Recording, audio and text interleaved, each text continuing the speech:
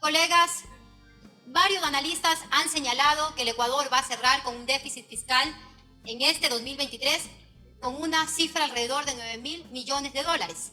Es decir, que Guillermo Lasso ha dejado destrozando nuestra economía con infaustos retrocesos sociales. Asimismo, es importante hacer respetar lo que dispone la Constitución en materia impositiva. Lo que establece el artículo 300 de nuestra Carta Magna precisamente es que nuestra recaudación tributaria va a regirse bajo los principios de progresividad, equidad y redistribución. ¿Qué quiere decir esto? Que los que más ingresos hayan tenido paguen más al Estado, que quienes menos tienen paguen menos, y aquellos que poco tienen no paguen nada. Eso se llama justicia social. Esperamos que el presidente actual no cometa los mismos errores de Guillermo Lasso, que a través de un proyecto de ley económico urgente dejó sin efecto el impuesto a la herencia para beneficiar a sus hijos y a su círculo más cercano. Por ello nosotros hemos observado dos elementos muy importantes y también hemos hecho una solicitud de que aquello se incorpore dentro de este proyecto de ley. Primero, que el Servicio de Rentas Internas transparente la información de aquellos grupos económicos que han sido beneficiados en anteriores remisiones, porque no sería justo para el país que hoy nuevamente lo haga.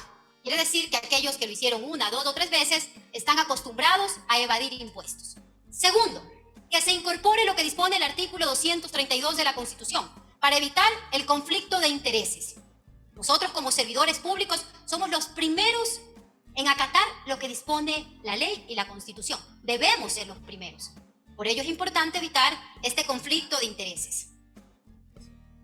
Según datos del Fondo Monetario Internacional, nos dice que la deuda pública asciende a 74.532 millones de dólares y la deuda externa a 48.187 millones de dólares.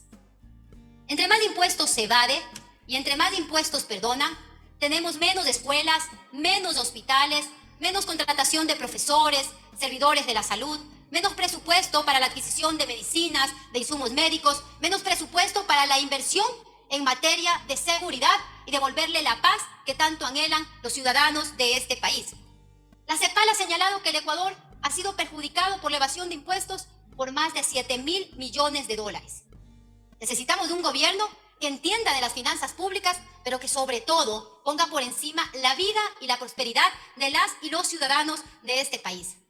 La historia económica del mundo incluso nos ha demostrado que en momentos críticos es imperiosa la intervención del Estado para que a través de políticas públicas se pueda proteger derechos fundamentales de la gente, pero también la implementación de políticas económicas anticíclicas que permitan la inyección de liquidez al Estado.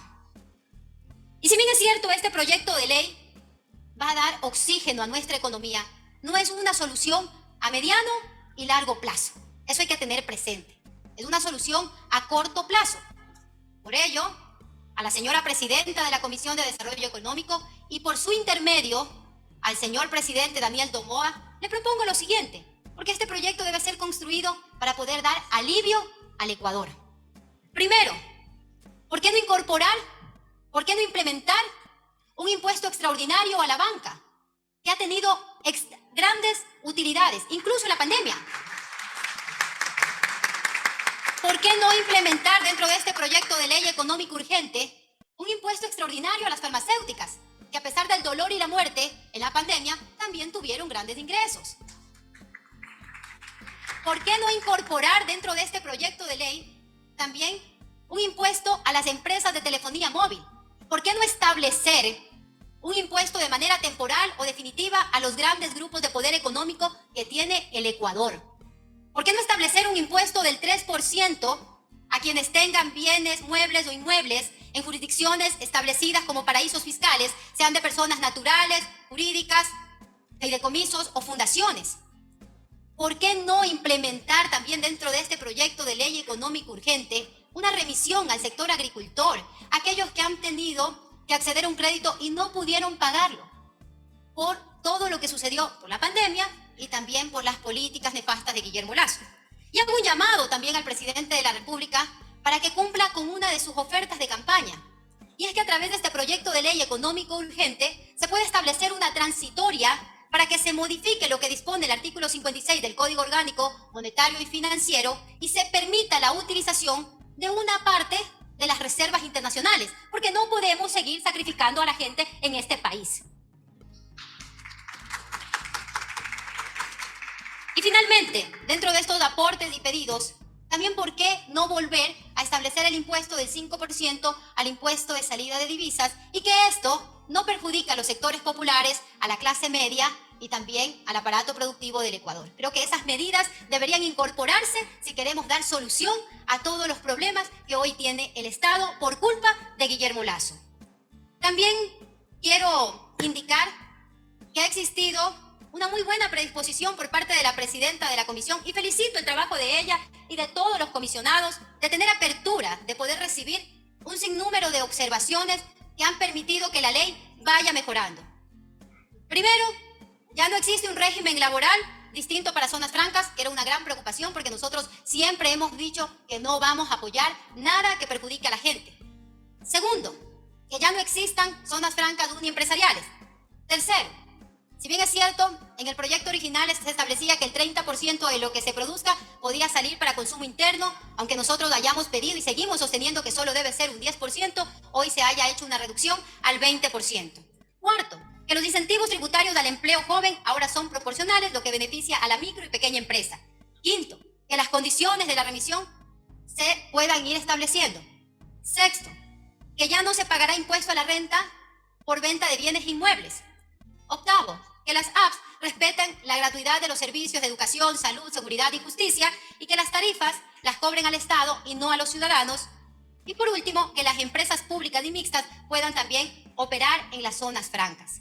Finalmente, señoras y señores legisladores, el peso de la crisis debe ser cargada por primera vez después de estos 6 años de desgobierno a los sectores que más tienen, a los grandes grupos de poder. Es imperioso. Es una obligación moral y ética que tenemos en este momento con las y los ecuatorianos y también agradezco que se haya recibido y se haya incorporado una petición que enviamos como bancada de la Revolución Ciudadana y es que se haga la remisión del 100% de los intereses a aquellos jóvenes que accedieron a créditos educativos con la banca pública y que no han podido pagar.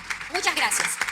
Un expresidente argentino decía que el órgano más sensible del cuerpo humano es el bolsillo.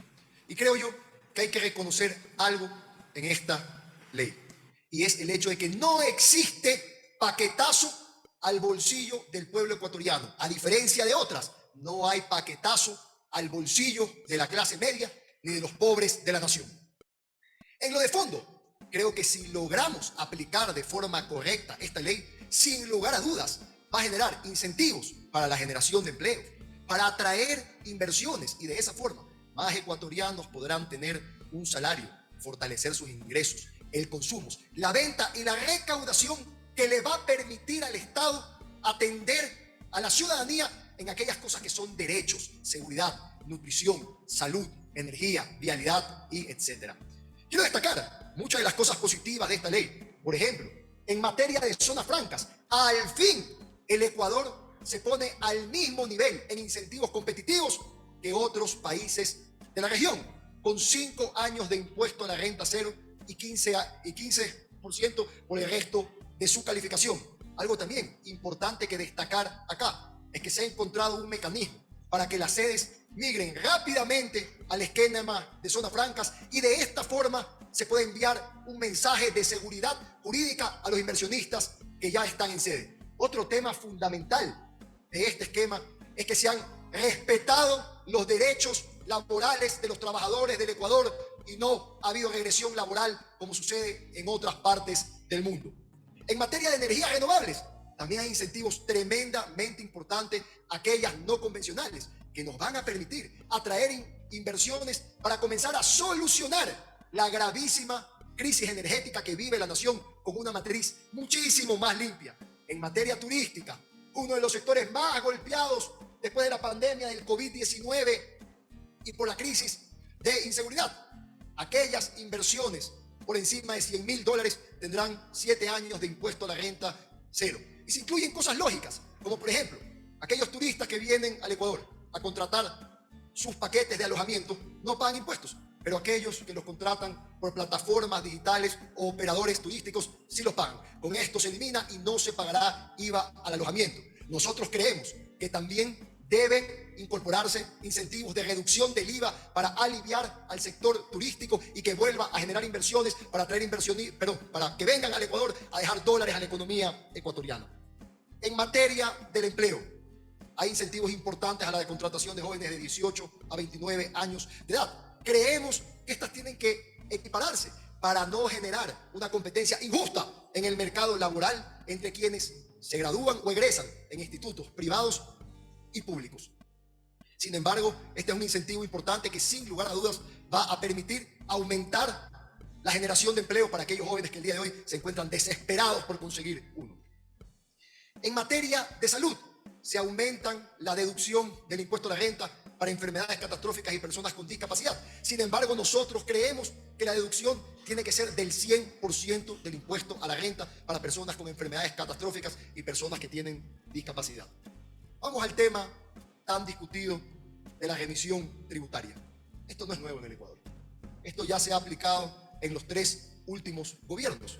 Y hay que entender, creo yo, la durísima situación que viven las cuentas del Estado.